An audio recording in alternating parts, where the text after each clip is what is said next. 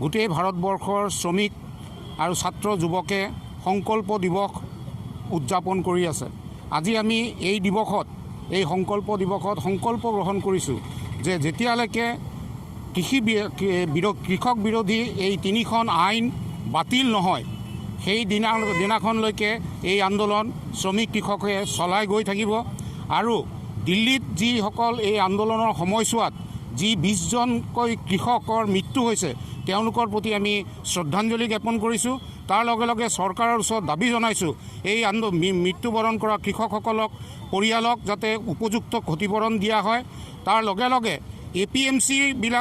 APMC-বিলাক গোটেই ভাৰতবৰ্ষত স্থাপন কৰি পেলাই ন্যূনতম উৎপাদিত কৃষকৰ উচিত মূল্যত বিভিন্ন বস্তু উৎপাদিত সামগ্ৰীবিলাক ক্ৰয় কৰাৰ কাৰণে ব্যৱস্থা চৰকাৰে যাতে গ্ৰহণ কৰে, এই দাবী আমি আজি এই সংকল্প দিৱসত চৰকাৰৰ ওচৰত জনাইছোঁ।